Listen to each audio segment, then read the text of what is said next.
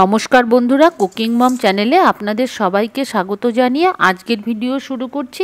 আজকে একটা কাবাব রেসিপি নিয়ে এসেছি, যেটাকে হরা ভরা কাবাব বলা হয়। এটা কিন্তু রেস্টুরেন্টে পাওয়া যায় আর অনেক দাম দিয়ে এটা কিনে খেতে হয় আমাদের।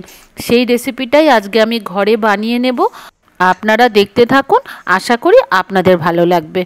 ভিডিওটা ভালো লাগলে প্লিজ একটা লাইক করে দেবেন। প্রথমে এখানে জল ফুটতে বসিয়ে দিয়েছি, তাতে নুন দিয়ে দিলাম।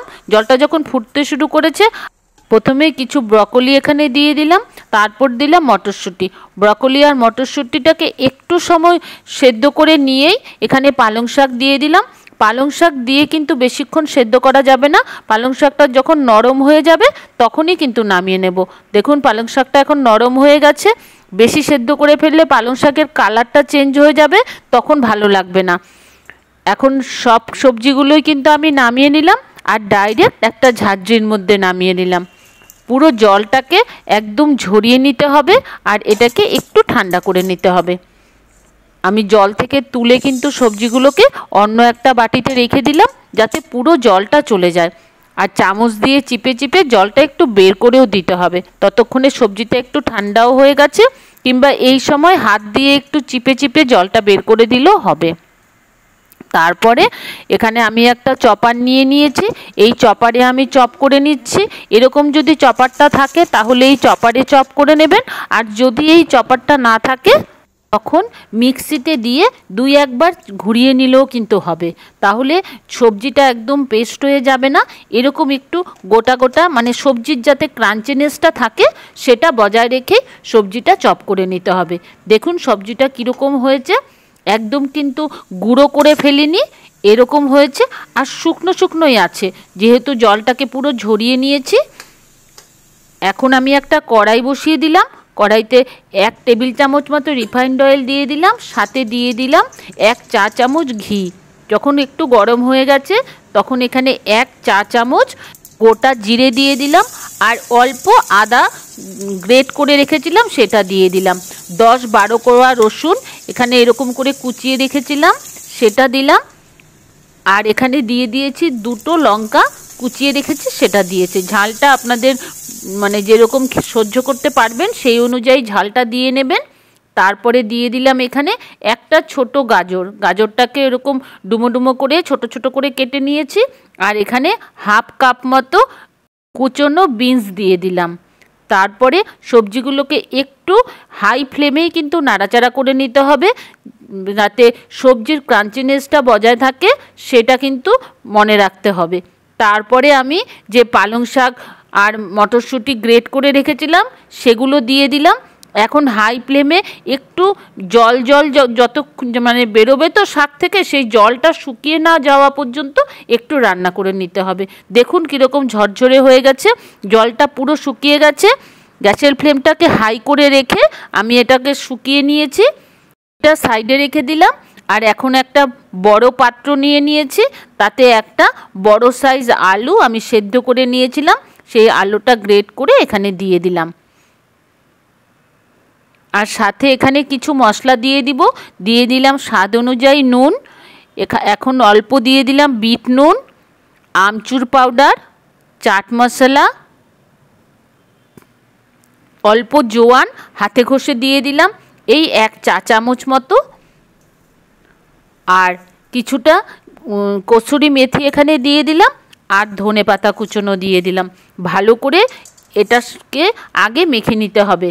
এখন কিন্তু আমি নুন ব্যবহার করছি। শাক যখন ভেজেছি তখন কিন্তু নুন দেইনি, তখন নুন দিলে শাক থেকে অনেকটা জল বেরিয়ে যেত। তাই এখন শাকটাও মিশিয়ে দিলাম এখানে।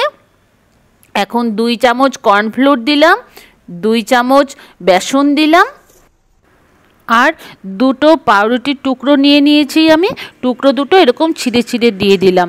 আপনারা চাইলে এই পাউরুটিটাকে ব্রেড ক্রাম্বও বানিয়ে নিতে পারেন, কিংবা আমার মতো এরকম কাঁচা পাউরুটিও দিয়ে দিলে কিছু হবে না, কিংবা কেনা ব্রেড ক্রাম্বও দিয়ে নিতে পারেন, যাতে যেটুকু শাকের মানে জল আছে সেটুকুও যাতে শুকিয়ে যায়, তাই এটা আমি দিয়ে দিলাম। এখন একটা চাটনি বানিয়ে নেব। দিয়ে দিলাম ধনে পাতা, আদার টুকরো, রসুনের টুকরো, 2টো কাঁচা লঙ্কা, 1 টেবিল চামচ দই, এটা টক দই আর অল্প তেঁতুল আমি জলে ভিজিয়ে রেখেছিলাম, সেই তেঁতুলটা দিয়ে দিলাম। এখন দিয়ে দিলাম স্বাদ অনুযায়ী নুন আর অল্প চিনি। চটজলদি একটা চাটনি বানিয়ে নিয়ে আসব। এই চাটনিটা কিন্তু খুব ভালো হয়, এটা ধনেপাতার চাটনি। এই আমি যে হরা ভরা কাবাবটা বানাবো সেটার সাথে এই চাটনিটা দিয়ে খেতে অসাধারণ লাগে। এখন আমি কাবাবগুলো গড়ে নেব, তাই হাতে একটু তেল মাখিয়ে নিলাম, তারপরে অল্প করে এরকমভাবে পেস্টটা নিয়ে নিলাম, হাতের সাহায্যে এরকম একটা চ্যাপটা করে দিলাম। তারপরে একটা কাজু আমি দুভাগ করে রেখেছিলাম, সেই কাজুর আধাটা ওপর থেকে দিয়ে দিলাম। আর এখানে একটু কর্নফ্লোর রেখেছি, এই কর্নফ্লোরটা দিয়ে পেছনটা আর সাইডটা একটু লাগিয়ে দিলাম কর্নফ্লোর, তাহলে তেলে যখন দেব তাহলে কাবাবটা ছেড়ে যাবে না। এরকমভাবে আমি আরেকটা কাবাব বানিয়ে দেখিয়ে দিচ্ছি। কাবাবগুলো আমি মোটামুটি যে ছোট ছোট যে লেবুগুলো থাকে সেরকম সাইজ করে বানিয়েছি। আর এভাবে পেছনটা আর সামনের মানে সাইডগুলোতে আমি একটু কর্নফ্লোর লাগিয়ে দিলাম। এভাবে আমি সবগুলো কাবাব তৈরি করে নিয়েছি।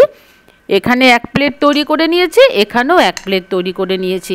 আমি কাবাবটার মধ্যে পেঁয়াজ দেইনি, কারণ কাবাবটা আমি স্টোর করব, আমি কয়েকদিন রেখে খাবো। যদি আপনারা সাথে সাথে বানিয়ে খান তাহলে যখন আমি আদা রসুন দিয়েছি তখন কিন্তু পেঁয়াজও ওখানে দেওয়া যায়। আমি 1 প্লেটেরটা এরকম করে টিফিন বক্সে ভরে ফ্রিজে রেখে দেব, এটা 2-3 দিন ব্যবহার করা যাবে। এখন কাবাবগুলো আমি ভেজে নেব, তাই ফ্রাইং প্যানে রিফাইন্ড অয়েল দিয়ে দিলাম। তারপরে রিফাইন্ড অয়েলটা যখন অল্প গরম হয়ে গেছে তখনই কিন্তু কাবাবগুলো দিয়ে দিতে হবে। তারপরে আগে কাজু যেদিকে লাগিয়েছি তার উল্টো দিকটা তেলে দিলাম, কারণ ওই উল্টো দিকেই আমি কর্নফ্লোরটা লাগিয়েছিলাম। তারপরে যখন এক সাইড ভালো করে ভাজা হয়ে গেছে তখন ও উল্টো সাইডটা মানে কাজুর দিকেরটা আমি ভেজে নিলাম, আবার কাজুর দিকেরটা ভেজে নিয়ে উল্টে দিলাম। পুরো প্রসেসটাই কিন্তু মিডিয়াম টু লো ফ্লেমে করতে হবে, না হলে কাবাবের ভেতরটা কাঁচা থেকে যাবে। তারপরে ভালো করে ভেজে নিয়ে যখন ব্রাউন ব্রাউন কালার হয়ে গেছে তখন আমি নামিয়ে নিলাম। আর ততক্ষণে এটা কিন্তু বেশ সুন্দর একদম চারিদিকে একটা ক্রিস্পি ভাব চলে আসবে।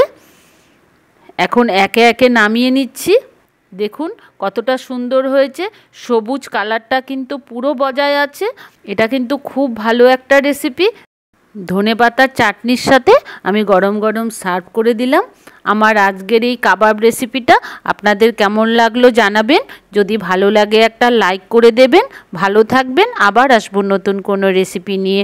ধন্যবাদ।